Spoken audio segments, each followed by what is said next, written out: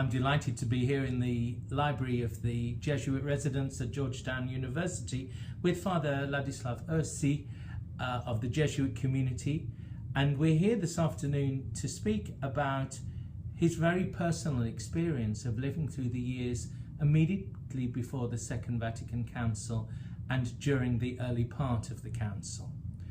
Father Lads, would you tell us a little bit about yourself? Yes, let me take it not so much immediately before the Council, but going a little bit further back. I shall give you 3 points of references. I did my studies, philosophy, in Rome. Then I did my theology at Louvain-Egenhoven, the French-speaking province of Belgium, French-speaking Jesuit province, and then I was at Oxford when I did legal studies. Now these are roughly the points of references, and I think each of them is important because in Rome I was trained in, it sounds a bit contradictory, classical neo-Thomistic philosophy. And in those days we called it the 24 theses. And the 24 theses were the revival of scholasticism under the inspiration of the encyclical of Leo XIII. And it was a renewed Thomism that many of the Jesuit institutions actually did not quite follow, but the Gregorian, where I studied, Gregorian University in Rome, did follow it literally. So that gave me really a point of reference. In a way, we had good training. We had good training in the history of philosophy, but it gave me a point of reference to read, examine other philosophical systems. This does not mean the approval exactly of that what I received, but it means that I had something to refer to. A milepost, maybe not at the right place, but it was a milepost, and I am still referring to it in a certain sense, especially to the historical part of it. But this was all very classical, timeless, in the sense that I recall myself that one of the professors, who later became very famous, even cardinal, declared that now you are in possession of your knowledge. He was telling the class. And no matter what problem comes across, you will be able to resolve it. And I found myself very comfortable with this assurance. Of course, life did not quite bring out that assurance, but nonetheless, that's what it was. At the same time, we already sensed certain winds coming from beyond the Alps, especially from France. So that I recall I myself was looking at publications coming from France, coming from Belgium, and I sensed that they were somewhat, but quite deeply different from what we got. Be that as it may, the next step was Louvain, French-speaking Belgium. Louvain itself was a bilingual city at that time, and so was the university. And I was in the French-speaking section of the Jesuit college. They called it Saint Albert de Louvain, and it was not part of the university, but of course there was close contact between the university and the Jesuit college. So there, I recall, I arrived there, and I went to what I thought the best professor, and probably he was. His name was Leopold Marvez. And I asked him if he could suggest any topic that I could work on in my free time, you know, just something that I can focus on and not disperse totally in a different subject. And he began by saying, well, have you done any kind of studies in whatever, philosophy, theology. And I said, well, I wrote my licentiate dissertation in philosophy on St. Thomas, intentionality on St. Thomas. And then he kind of looked at me and said, oh, that's very good. Now may be time to read others as well. And so he directed me to what in those years became known as La Nouvelle Théologie. It was not that new, at least not as sometimes it was made out. In its roots really was very historical and very classical. But there was already a great deal of that ressourcement, going back to the sources, that became very emphasized during the council and after the council. So our theological training was very historical, and we really did go back to the scriptures. We were encouraged to read the fathers, and we did not have much time to do it, to be frank, but nonetheless, we were certainly encouraged. And the dogmas, even in the course of dogmatic theology, were represented very historically. I think we must have gone to the early history of the church 2 or 3 times, because different professors took that up from different point of view.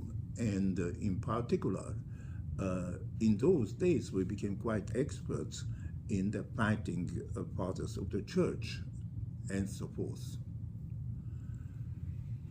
Maybe if anybody asks me, I would characterize the training we received there an intention to be very faithful to early sources,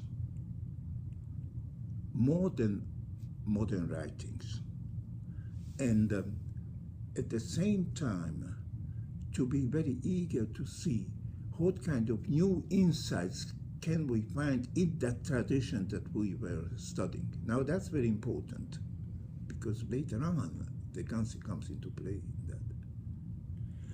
And finally, I had, I would say, very thorough legal training at Oxford. In those days, I was slated to teach at the Gregorian, and they wanted to get some university degree which was different from church degrees. The university was eager to have that, so I knew English quite well at that time, and so I was sent to Oxford. There, I learned something of coming down somewhat from the subtle speculation about things divine and walk in an earthly way with real problems. And that later on helped me immensely. So, when the council was announced in 1959, I was at Oxford. Interestingly, very shortly before that, I was giving a talk to some audience. I forgot the topic of the talk, but I know this, it was a major issue.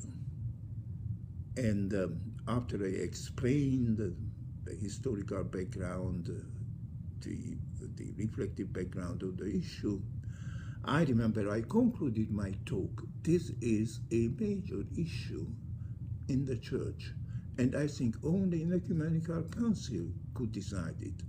Frankly, we cannot expect that. So and behold, in a short time, the council was announced. What sort of reactions were there initially to John the 23rd's call for a council? The honest answer that comes into my mind, people were puzzled that there was not much reaction to it. They just did not know what it will be about, why council is necessary. They found John 23rd a very lovable person, so if we're doing it, well, why not? But there was no the very initial reaction, even in myself, was, I really do not know what they want to do. Could you say something about reactions in the academy? So academic life in general, academic life in the church in particular? Before the council? Yes. How was the news of the council greeted? I think a tension was building up. And we experienced that at Louvain in the course of theology. On the one hand, there was this desire to open up using early sources, which sometimes brought surprises, and on the other side, there was a strong attempt to, as it were, keep everything in the classical frame that we have been experiencing, the church has been experiencing for a long time. And although the faculty basically was united in this kind of broader view, there were some in the house who very much objected to that and wanted to follow what they have learned so long ago. So there was that tension. The tension manifested itself sometimes in a very funny way. For instance, some professors will not publish their lectures. The most they allowed, and actually we took advantage of that some students take notes, and then the notes were reprinted with the heading of students' notes. And Dispense. That's right, but not under the name of the professor. So obviously they were protecting themselves. Should there be any kind of misconception in the subject matter, they can always say, sorry, you know how students are.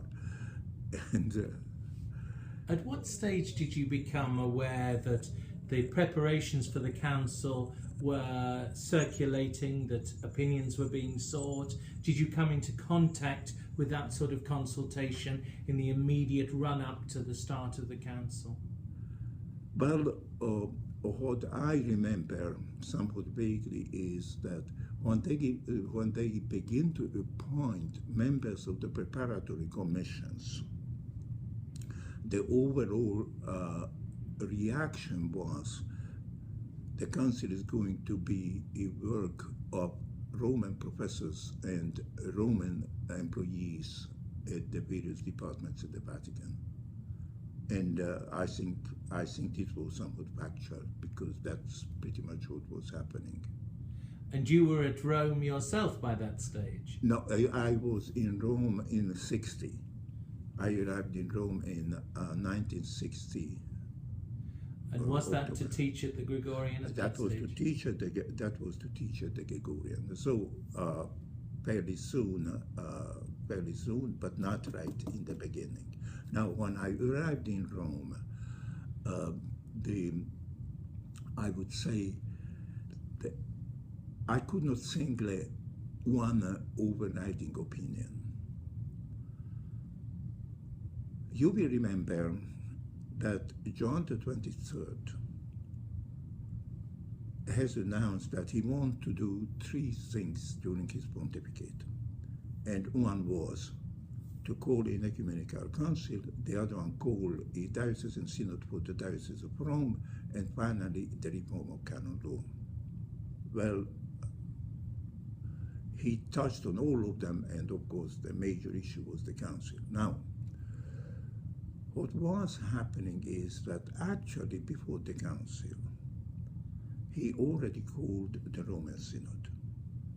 And of course, everybody was watching what is happening there, because that could be like a preview of what is going to happen at the council. But what happened actually is that they called the synod, and that synod, if my memory is right, lasted exactly for 3 days.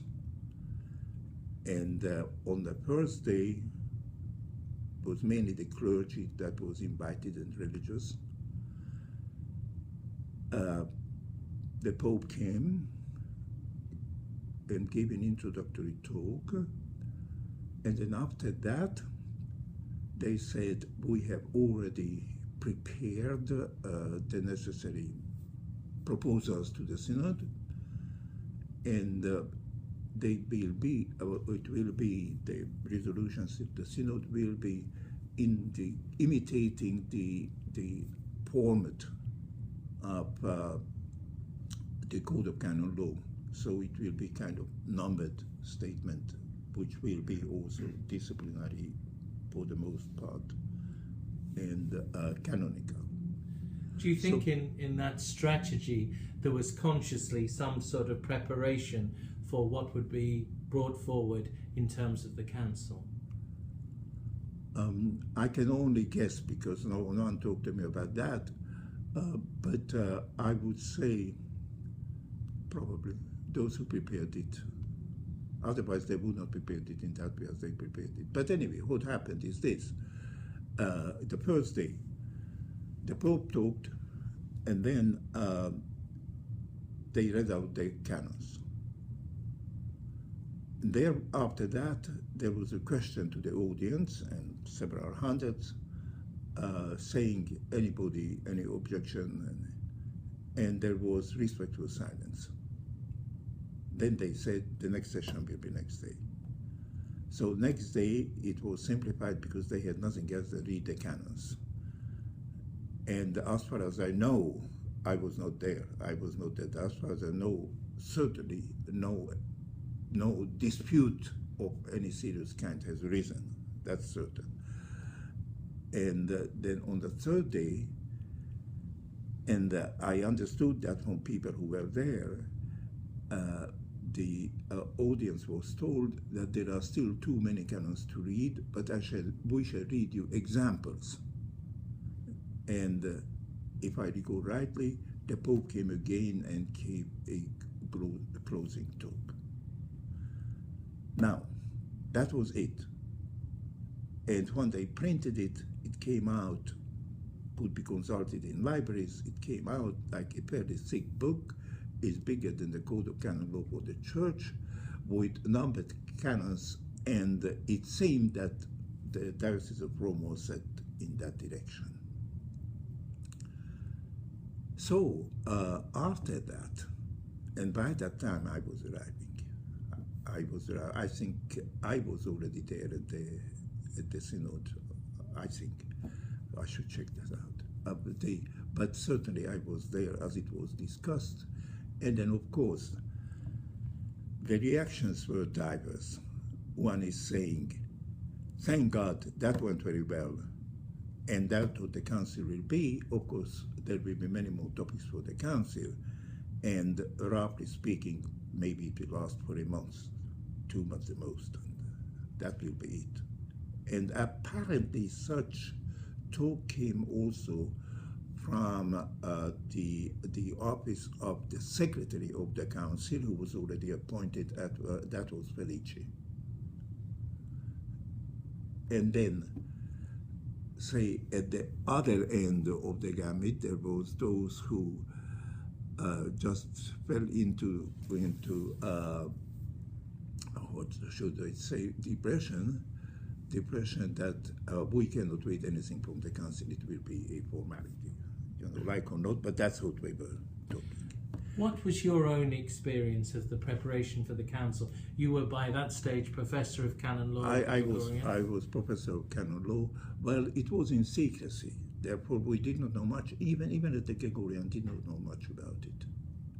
Some of the professors worked on it, and I recall they used the expression that they were under pontifical secret. Now, if you break pontifical secret, then the consequences could be very harsh. So, dutifully, they did not say much about what they were putting there. But we know who were there, and we could pretty much guess, what they would be putting there. Sometimes I've heard it said that the pontifical secret is that you must only tell one person at a time. Later on, there was a conflict because, especially those coming from this continent, could not quite understand what the Romans meant by pontifical secret in those circumstances. In other circumstances, Rome can hold secret, I can assure you. But and therefore, the first revelation began right from the beginning of the council. They were still on their pontifical secret of what is going in the sessions, but of course everything was leaking out the very same day or the day after. And one of the it was the Archbishop of Toronto who very sharply attacked those who do not respect, such an important attitude that secrecy over the council. He could not understand that. He could not understand Italian, may I say so. So anyway, as the council started, there was not much of the secrecy anymore. So what was the expectation at the time of the opening of the council? What were the issues that were looming largely, and what did people expect would be the first areas of consideration? Well, that kind of came out later, why the program was set up as it was. The pontifical secret still operated up to the beginning of the council, so it was a surprise that the first issue put before the council was liturgy. Now later on, explanations were given why liturgy was there, and later on, the facts and events brought out that these explanations are likely to be true, and is the following. The program of the council was conceived very much on the pattern of the program of seminary studies. That is, you begin with the foundations, and then you move on with the fundamental theology, then you move on the issue of God, that from there you move the Trinity and the Incarnation and then the sacraments and so forth. And it was laid out pretty much in this way. I remember before the council opened, actually I did see at some Vatican office, they printed booklets of all the preparatory schemas. And there were, if I recall rightly, 72 of them. But to this day, I have not forgot it. They were little booklets in blue covers, and they were put by the side of a desk, and I would say about 2 feet high. And this is what they expected to bring out. These were already the schemata, the so-called schemata. As far as I know, that was not given to the bishops at that time. Because then what happened is, and here comes, so I heard, so it's hearsay, but on the other hand, circumstantial evidence is very strong that according to the original plan, it would have been fundamental questions in theology. And the first topic would have been the sources of revelation. And as you may know, in those days, we used to talk about the 2 sources of revelation, that is, Scripture and tradition, which was a controversial subject with the Protestants. And apparently, some persons would have gotten through to the Pope and warned him, Holy Father, we should not begin with that, because you want unity of the Christian churches. And in the very first debate, the divisions will come to the fore with the Protestants. And the council itself may be divided. That's not a good beginning. But let us begin with liturgy. There seems to be more consensus in the episcopate that some liturgical reform is needed. And there seems to be agreement on that. So actually what happened is that the first document to be discussed was liturgy. And you can see immediately it was not logical in any way. They intended to speak about the church later on.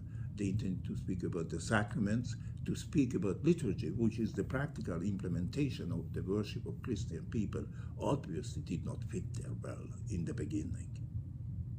But they did it. And then something happens. And this is, I should say something about the procedure of the council to understand what was happening. According to the procedure, there were different types of votes. And there was one which they called votum indicativum, indicated as the mind of the council, but it was not binding in any way. And then after that came the process of approval by the bishops, which could have been sometimes more summary, sometimes literally verse by verse, if not word by word. And that could last very long time until the bishops gave final approval, but this is still the bishop's approval only. Then it goes to the Pope. It had to go to the Pope and then have his approval. Once this is granted, there was a new vote, and they called that solemn vote, and that was usually in a public session. So, what was happening? Well, the debate started on liturgy. Now, another procedural rule maybe must be mentioned, which is that the bishops could give a talk or make an intervention at the so-called aula. That means the basilica itself, a general session, and they could also hand in written contributions, and in theory the two were on the same level. Later on it was said that this gave opportunity to the bishops to talk to their own constituency at home, because he talked at St. Peter Basilica, you know, it became a sort of celebrity. We are making our contribution through our bishop. But be it as it may, the debate went on, and among other things, the vernacular came up, and a good number of other reforms that eventually entered into the Constitution. And the bishops' interventions overall were pretty much in the direction of keep what we have. And so it seemed that the prophecy that the bishops are all inclined to reform was not true. Until at one point, the presidency asked for the so-called indicative vote that could have been a week or 10 days of debates.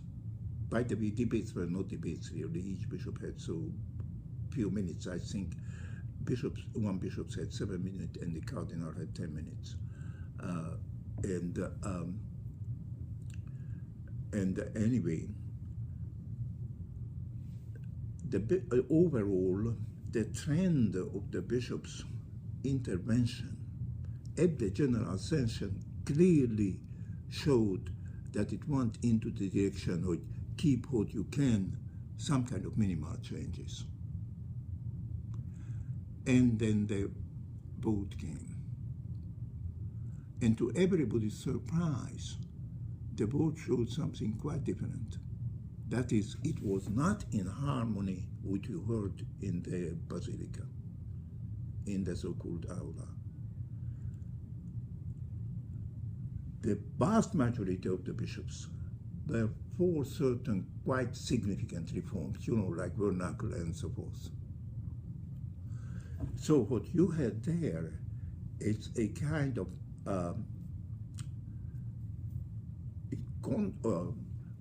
I would not say contradiction, but disharmony was emerging between what you hear in the open and obviously what you may have been submitted in writing or not submitted, but anyway affirmed through a vote. Were you yourself aware of certain voices at that time that might have been indicative of these ideas, certain influential academic voices or voices in the church more generally? Very much so. And what I should have mentioned earlier is that the composition of the preparatory committee for liturgy was very different from the composition of others. We read it but did not realize the significance until later, because there has been a great deal of academic work on the reform of liturgy, as from about the beginning of the century. And because there were some very well-known, the world over, experts in this work, in the appointment of the preparatory committee, they reached out for these international celebrities. And we could truly say that the members were not exclusively, or not even in majority, from either Roman academic institutions or Roman offices. Therefore, there was something different there from all the other schemata. But be that as it may, the vote was taken, and what then the council realized, and that was spoken about, that you cannot trust finding the direction of the council by listening to speeches at St. Peter's, because the vote brought out something quite different. Could you speak? Also, yeah? I was just going to ask whether in that actual fact of a change of perception, whether there was an important ecclesiological shift at that time. I think there was I think a shift was emerging. And I spoke about my experience at Louvain, because one could sense the same kind of direction that, say, the faculty or academic personalities followed, mostly from Belgium, France, Germany. Those were maybe Holland, maybe some personalities from Holland as well, and they were the leading personalities. And I recognized a climate, if I may say so, a sort of environment being created. Would that climate have been favorable to greater emphasis on ideas such as subsidiarity, collegiality? Not yet. They did not talk about it. Or it may have been mentioned, but that came later, and came later with a vengeance. But what was happening there, collegiality was emerging. I do not recall any kind of, oh yes, I should correct myself. I do recall actually that during the debates on liturgy, there was a fair amount of talk about the power of the local bishops over liturgy. Yeah, in that sense, subsidiarity was emerging. Now, you implied that the whole decision to bring forward liturgy first, yes, was in some sense influenced by the fact that the other schemas were not yet sufficiently prepared or agreed. No, they were very carefully prepared. Were they? Their preparation, let's forget the content. But as regards the work of preparation, it was, on purpose I use this expression, fantastic. They did absolutely marvelous work in a very short time, because they did not get much time from the Pope. There again, in Rome, the story went around that the Roman offices tried to do everything to delay the council. And apparently there would have been a meeting between some important personalities in the Curia and the Pope himself. And they suggested to John the 23rd that a long time of preparation is required. And you know, I don't know if you know that Pius XII had already the idea to have a council. And I expect they refer to that. You know, this has been discussed, that we are not ready for that. So that's in the beginning. And then, true or not, John, in his usual way, just smiled and say, the council will open in October 62. Thank you for coming. And that was that. But during that, what they produced in that very short period is admirable. And it was thorough in their own way. Mind you, they were also the best specialists coming from their own background. Therefore, it is not that they did not have the ways and means. It was not superficially put together. So when we consider the discussions that led to weighty documents like Dei Verbum and Lumen Gentium, Yes. the process of collating those ideas and arriving at some degree of agreement was already long established. But the procedure, you mean the procedure of the council? Well, that the circulation of these ideas, the process of their maturation over a period of time was already well underway. I do not think there was much reflection in that sense. It was more like somebody entering a forest and then trying to find his way. I would say the mark among the bishop was more like disorientation. You mentioned yes. You mentioned aspects of ecumenical sensitivity, particularly Yes. with relation to the decree on divine revelation.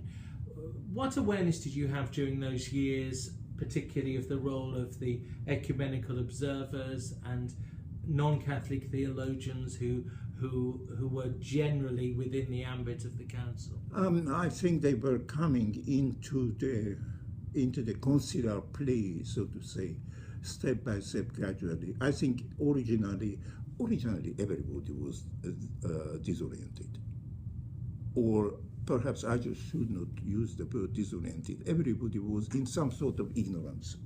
Maybe that's a better expression as to what's going to happen. But what happened then is, after liturgy, they put on the sources of revelation, and that touches ecumenism and everything else. And indeed, the divisions immediately came out. The two sources of revelation, the one source of revelation, the Council of Trent, and so forth. And then what happened there is the debate went on for about a week, maybe 10 days. And then the bishops, already aware that they cannot judge the mood of the council from what they heard in the interventions, asked for a vote, indicate a vote. And that will tell what the mind of the council is. And then the bishops became very impatient. And it became well known that they were calling out, just shouting out, votum, votum. We want an indicative vote, and that will tell us where we are. And according to some narrations, they were even banging their, whatever you can bang, see the votum, votum, and shuffling around with their vote. So the presidency, finally, first resisting, and the argument was that everything submitted to the council has a priority because it has been already approved by the Holy Father. That was the rule. And therefore, as they said, it has the right of possession. So you must debate that. What sense did you have, if any, of the engagement of the Holy Father in this development of the work of the Council? Well,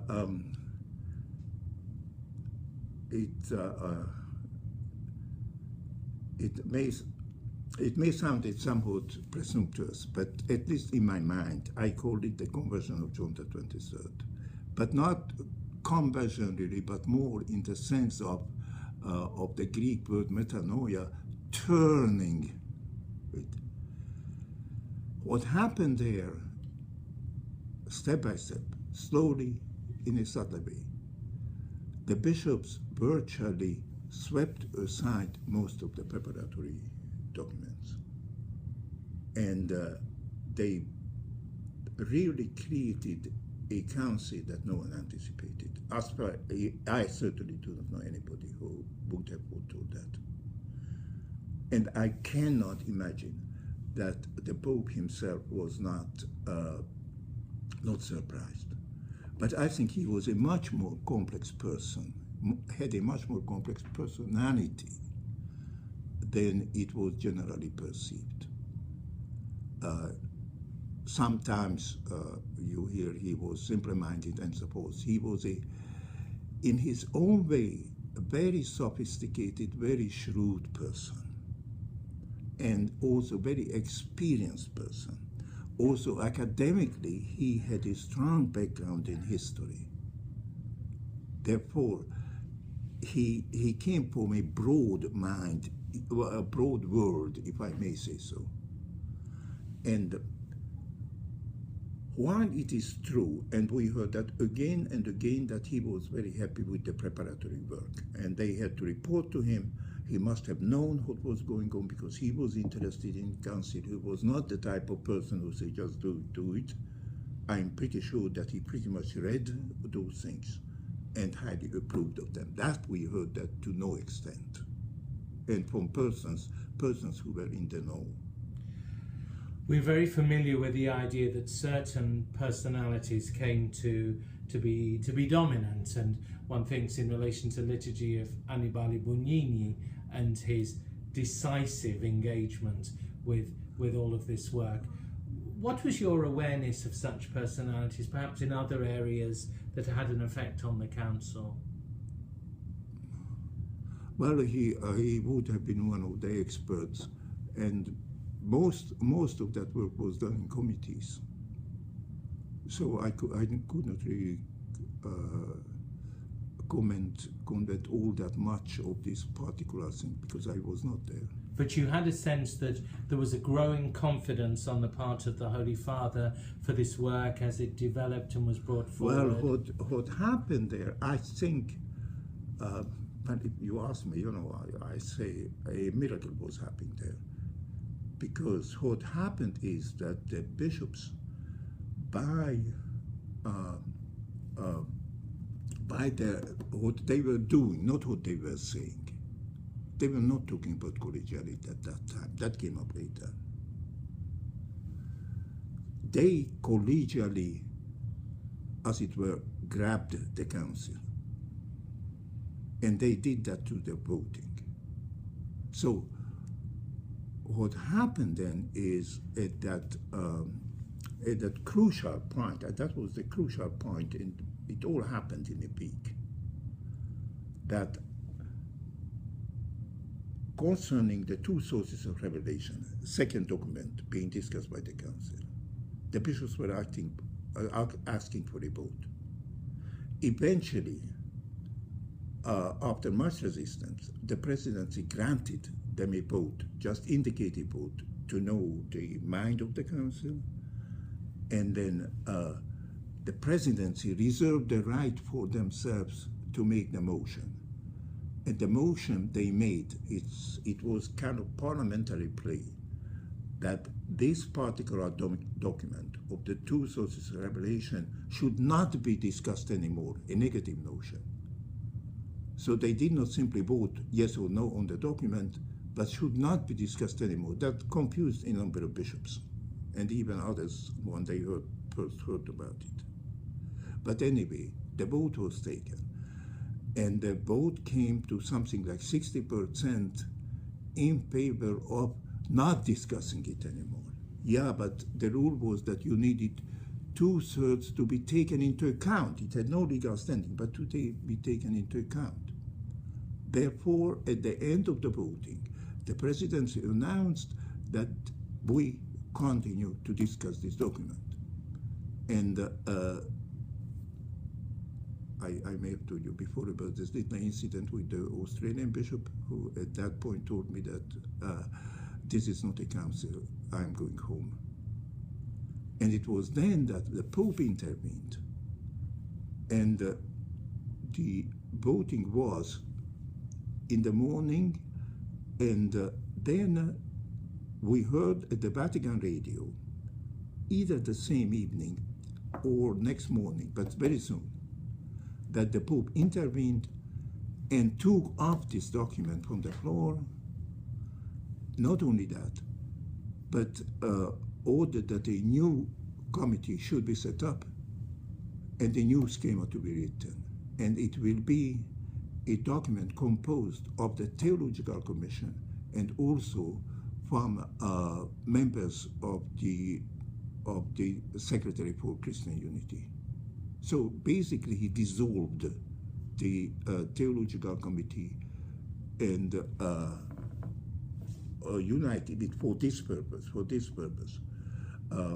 with those ecumenists. Cardinal Bea was the leading personality at that time, and then, of course, the council came to a standstill. What shall we do now? Because, this is taken off the floor, and there was a sort of fine play, if I may say so. But councils are very human. They decided not to make much publicity of this, what happened. And therefore, they reached out among the prepared schemata for a small one, which was about the media of communication. And they said, we shall debate the media of communication while all this voting is going, all this new selection of committee, because then the Pope decided also to set up new committees all round and change the composition, giving right to the bishops to elect the members of the committee, the members of the committee. And while this was going on, and the bishops were taking information about who should be on what committee, the media of communication was kind of discussed, some time given to it, so the press was happy because that was a topic that they liked anyway, and there was no controversy, they just approved. If you read the document on media of communication, you can see the style is very different from all others. So what happened then is, over a week, the situation settled down.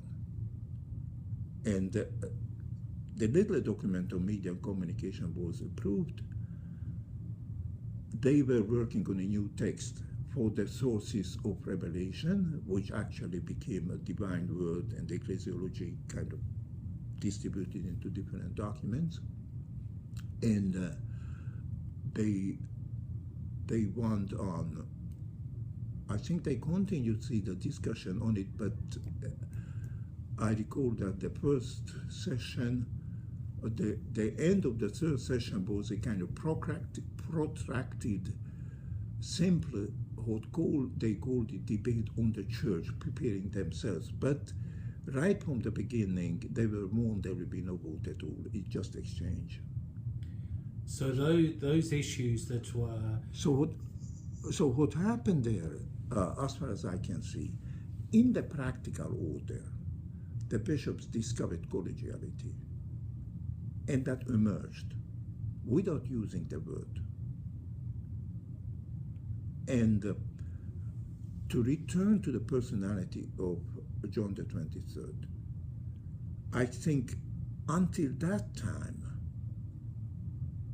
whatever theological knowledge was in his mind represented very much what he received in his seminary training. But there was another dimension to his mind, which is that he was a historian, which is that he served on the East, which is that he was a nuncio in Paris, as you remember, and he did not judge this change wrong, quite the opposite. He quietly stood behind it. He watched and stood behind it. He never lost his authority. I mean, he was an authoritarian person, and he could put down his foot when he wanted, and did it.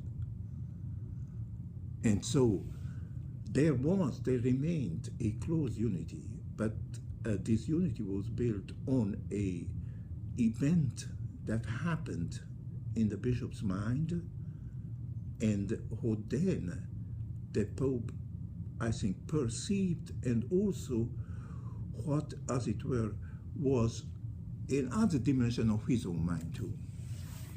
So this important development that was evident through the preparation of the document on divine revelation would be revisited then in some sense in Lumen Gentium, in Yes. Considering the Church. Very much so, very much so, very much so. From then on, everything was renewed. What do you think was the main impact then of that shift, that change for Lumen Gentium? You mean at the council itself? Or? Yes. Well, it went on for a fairly long time. It was approved only in the third session, and they started in the first session. And there was a lot of debate, first of all, about the structure, how to perceive the composition of it, what to put in it. And much of the work was done between the sessions when the bishops were at home and various committees met at various parts of the world. One of the observations that's often made, particularly when we come to a document like Gaudium et Spes, is that it was imbued with a sense of confidence and optimism of the Church, in some senses trying to address the challenge of being in the modern world. I think that's true. Do you think that the sort of formulations that we have in a document like Gaudium et Spes owe their origin to this process of finding the way through these earlier experiences? No, I would not say so, because Gaudium et Spes came much later. I would say Gaudium et Spes is really a codification what in one way or another went on in discussions and all that, and probably the root of it in the approach of the Pope himself in the beginning, that we want to update the Church, and you cannot update it unless you are friendly to people who are talking. So consequently, we shall not condemn anybody, but we approach the world in a friendly way. How far it was optimism, I do not know. I hear myself, but it did not. I never kind of tried to formulate it that way. I always conceived that more in the context of the original inspiration, that you want to talk to somebody. Mind you, the council was unique in the sense, or at least new in the sense, that deliberately wanted to talk to the whole world. Now that was certainly not the case of Trent or Vatican I. So it was a, shall we say, on the part of the Church, a tentative approach to the modern world to be somehow, to build good relationship with them. Now, in all of this, while all this was going on, you were lecturing at the Greg. Yes. In what sense did voices coming from the council and the development of some of these ideas have an impact on your own work, your own teaching, your guiding of students during those years?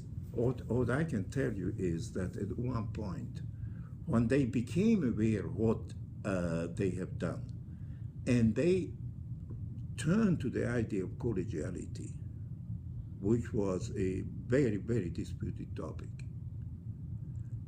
And one then they had these indicative votes, 5 of them in one day.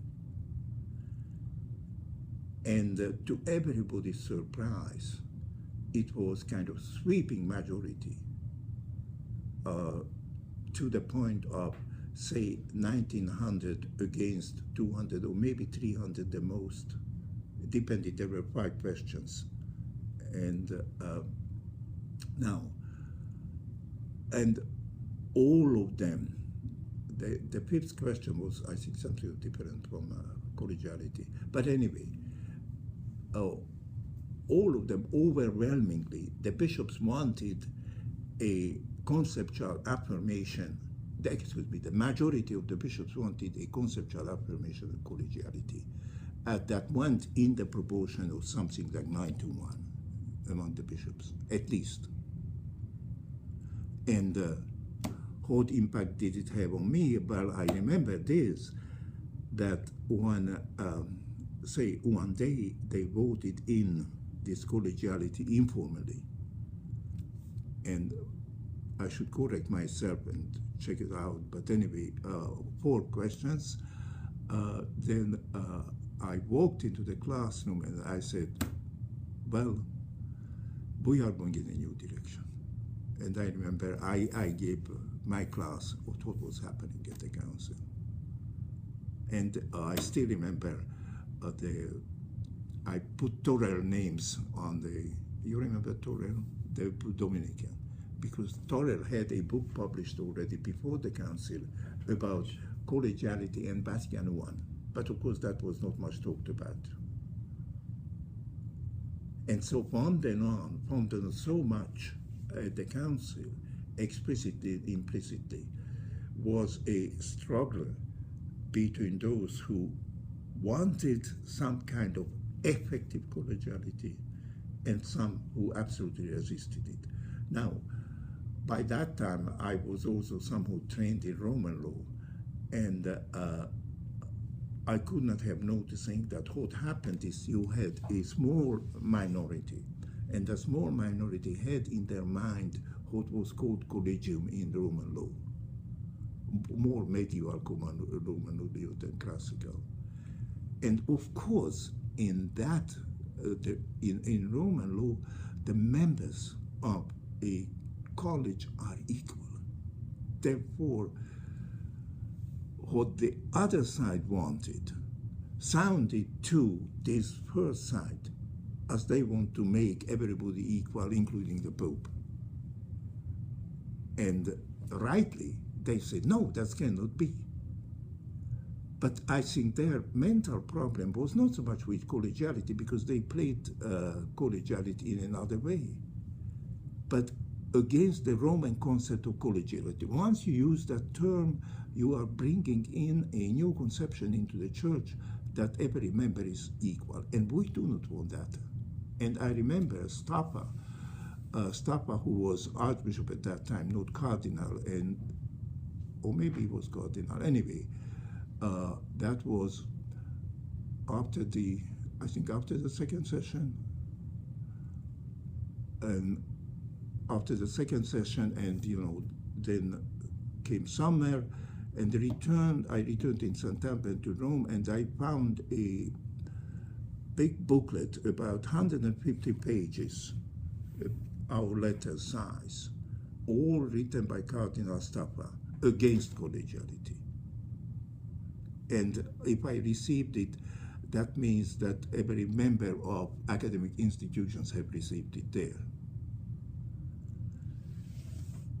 On the other hand, you had the other side, and other side was thinking of trying to express in a juridical way, which is not easy, the idea that I am the, how do we call the vineyard, I am the, and you are the vine. I am the vine, you are the branches. Hmm? I am the vine, you are the branches. Yeah, that's right. That's what they try to put into some legal form. This ontological unity, but at the same time, you know, the vine does not become a branch, or branch doesn't become the vine. And they were not prepared. So they did not have a easily understandable and convincing explanation. And that two conceptions kept clashing all the time to the very day until eventually Lumen Gentium was approved. And the approval was assured by the Nota Explicativa Previa, which is a bit of an irony because it was published. It is not an act of the council, but still it somehow binds everybody. It's interesting that Parigi, I watched very carefully in those days because I had to teach these things at the Gregorian. And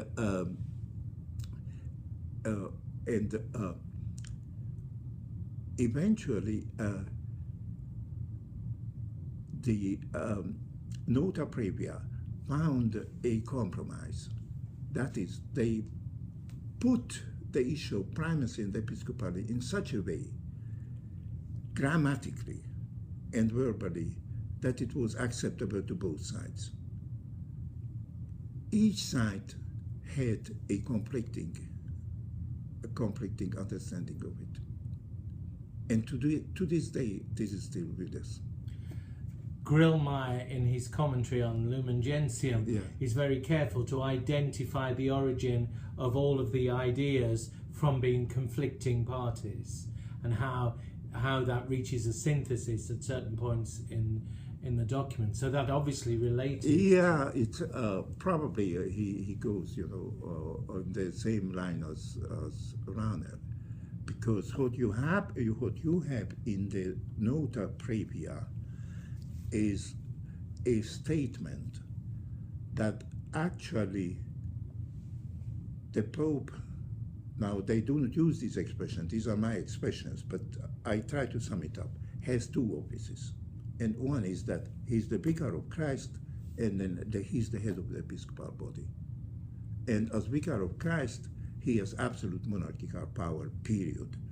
And as head of the episcopal body, that we experience primarily in an ecumenical council is that he is the ultimate judge. That is, without him, nothing is approved. But somehow, what he is approving is the fruit of a collective effort. And that's what you have in the form of the approval of the conciliar decrees, when every bishop signs it, therefore he really contributed to it, and his approval matters. And then the Pope writes it, ego episcopus ecclesiae catholicae, signed it and approved it. So that was in their mind. There was, I certainly never heard any attempt or even conversation that somehow in responsible position would have talked about denying primacy. That the last word is with the Pope. But these are two conceptions, and for the neat thinking of anybody trained in Roman law, you know, this is the thinning of the wedge, if you like, or the easiest loaf where you can pull down. For the others, this is nothing else than what was happening at ecumenical councils ever since the beginning. But for you as a canon lawyer, yeah, in what sense perhaps did the formulation of these arguments start to point forward to the reform of the code of canon law and all of the formulations that came after the council? You are touching a sensitive point there. But I can tell you my opinion, which take with a pinch of salt, promise. And it's this.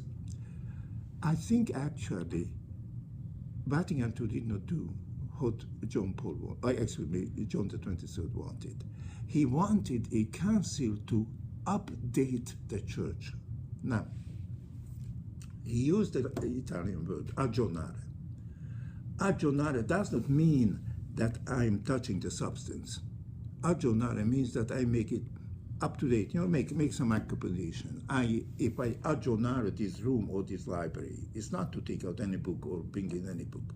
It means I arrange the system so that it's up to date and I can easily take out a book and find what I want. I think that was in his mind. And that's how he called it a pastoral council. But then what the bishops discovered that they cannot make pastoral decisions unless they clarify some ideas in their head. And they compelled to do that because they touched issues like liturgy, issues like the word of God and the power of the church.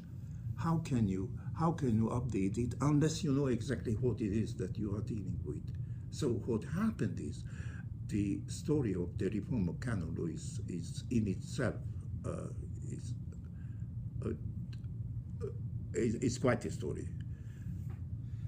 Perhaps I can make one or two hints if you yes, please. Well, it's this. In 69, John 23rd knew he was dying in the spring. And nothing has been done about canon law, and that was the third one that he wanted to do. And so he then, a little bit out of the blue, but to make sure that it will happen, appointed a committee. The council was still on.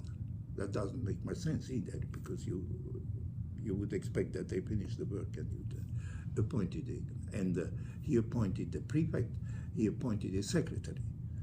Now, in Roman congregation, everybody knows that the work is done by the secretary. The prefect was a cardinal, I think his name was Ciriaci, and then a secretary. The secretary happened to be a member of my own community. And he was the dean of canon law where I was teaching. He was totally against the council. But he was very, very sharp lawyer out of the school that a famous historian, Bergen Janssens, and not Janssens, Franzen, one of the best legal historians, called that this Pythagore and his company were part of a school that should be called canonical nominalism. No much attention to doctrine, but the law is the law and all the law. And then later on, what happened is Pythagore did not start. He did not do work. And I'm telling you stories that are not well known, but I know these things. And from close participants. And here we are jumping to the time of Paul VI. And Paul VI became very concerned that canon law is not going anywhere. Well, at the same time, after the council, I recall a conversation over the table with Father Pythagore. And he is now in charge, real charge, on the reform of canon law. And in that conversation, he said, I'm certainly not grateful for the council because they asked to say prayers for me. And somebody asked, why is that, Father? And he answered in Latin, I never forgot that. Propter defectu materiae. There was nothing good at the council. Now he was in charge of implementing the council. Then what Paul VI did, he turned to a professor at Louvain. His name was Onklin, and asked Onklin to come and become subsecretary of Pythagore. But Pythagore was well known in the canonical world. And Onklin respectfully declined, saying, I cannot work with Father Pythagore. No way.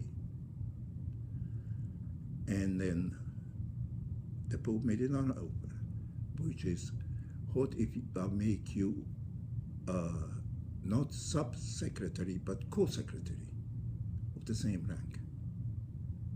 And you start working, and then he will start working.